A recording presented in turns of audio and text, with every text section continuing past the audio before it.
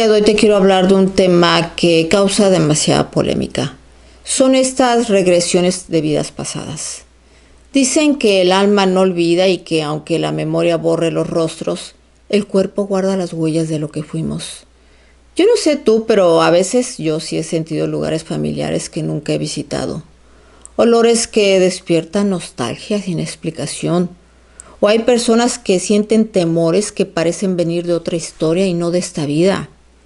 Y si te dijera que hoy la ciencia está empezando a mirar eso con nuevos ojos, hoy quiero llevarte a un territorio entre lo visible y lo intangible. La regresión a vidas pasadas es una práctica que ha dividido a científicos, los terapeutas y escépticos durante décadas, pero que sigue generando preguntas imposibles de ignorar. ¿Qué es la regresión a las vidas pasadas? En esencia es un método terapéutico que utiliza la hipnosis para acceder a recuerdos, emociones o imágenes que no parecen pertenecer a la vida actual de la persona. Durante la sesión aquí el paciente entra en un estado de relajación profunda, muy parecido al momento justo antes de dormir, y guiado, por supuesto, por el terapeuta, ¿no? Aquí empieza a recordar escenas, lugares o hasta incluso identidades que no tienen correlato en su biografía presente. Te voy a dar un ejemplo que fue muy famoso, verídico, de una mujer francesa, donde relató bajo hipnosis detalles precisos de un pequeño pueblo egipcio del siglo XIX. Dio hasta nombres de calles, templos, rituales, y años después, un historiador confirmó que esos nombres habían existido. ¿Coincidencia o resonancia de algo más profundo? Esa es la pregunta. Veamos un poco la historia. Aunque hoy suena un poco místico, sus raíces están en la psicología moderna. El propio Sigmund Freud a principios del siglo XX ya usaba la hipnosis para desenterrar recuerdos reprimidos, pero fue hasta los años 70 cuando el término Past Life Regression comenzó a tomar fuerza, gracias a terapeutas como Brian Weiss, que fue un psiquiatra formado en la Universidad de Yale, quien tras tratar a un paciente con fobias inexplicables, descubrió que bajo hipnosis hablaba de otras vidas. Su libro, Muchas vidas, muchos maestros, vendió millones y con él la puerta se abrió entre la ciencia y lo espiritual. Ahora bien, ¿qué dice la ciencia de todo esto? En realidad no hay consenso. Algunos psicólogos lo explican desde la memoria subconsciente, diciendo que la mente puede crear narrativas complejas para dar sentido a traumas o hasta emociones bloqueadas. Otros desde la neurociencia sostienen que en estados hipnóticos se activan regiones cerebrales relacionadas con la imaginación, la empatía y la reconstrucción de recuerdos. En pocas palabras, lo que se ve podría ser una mezcla de memoria, fantasía y necesidad simbólica. Pero entonces, ¿cómo explicar esos casos documentados donde la información es verídica, sobre todo verificable y ajena a la experiencia del paciente? Ese es el punto donde la ciencia aún se rasca la cabeza. Vayamos a un ejemplo ilustrativo. Imagina esto. Estás recostado, escuchas la voz del terapeuta contar hacia atrás, ¿no?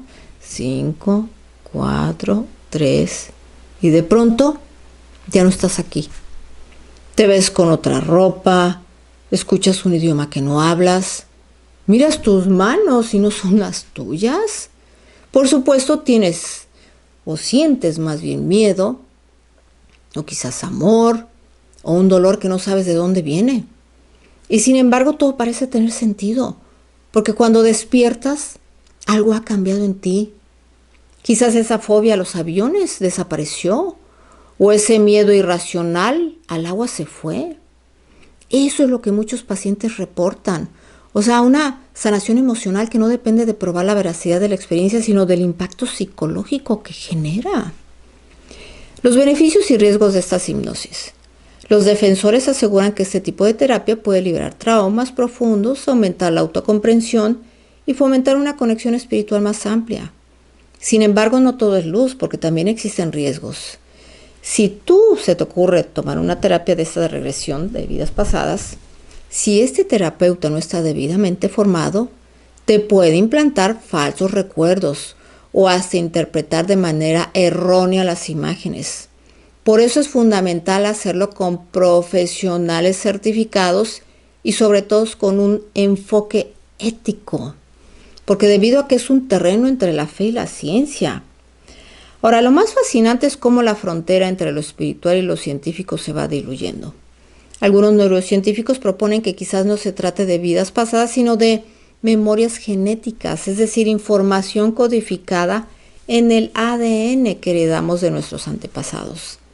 ¿Y sabes qué? Aquí es donde yo me inclino más. Hay otros que son más místicos, sostienen que el alma simplemente habita distintos cuerpos, aprendiendo lecciones en cada etapa. Aquí sea cual sea la verdad, este fenómeno existe y sigue desafiando la explicación convencional. Cuando yo pienso en esto, o sea, en todo esto que sucede, me surge una pregunta. ¿Y si lo que llamamos vida es solo un fragmento de algo más vasto? ¿Y si cada emoción, cada encuentro o cada miedo fuera un eco de una historia anterior? Aquí la regresión a vidas pasadas no pretende darte respuestas absolutas, sino abrirte una puerta a ti mismo. Porque al final no se trata de creer o de no creer, se trata de explorar, de atreverte a mirar dentro, aunque lo que veas no tenga explicación lógica. ¿Y tú? ¿Te atreverías a descubrir quién fuiste antes de ser tú? Me gustaría mucho que dejen sus comentarios. Y como siempre, los espero en otro episodio y no olviden que los quiero mucho.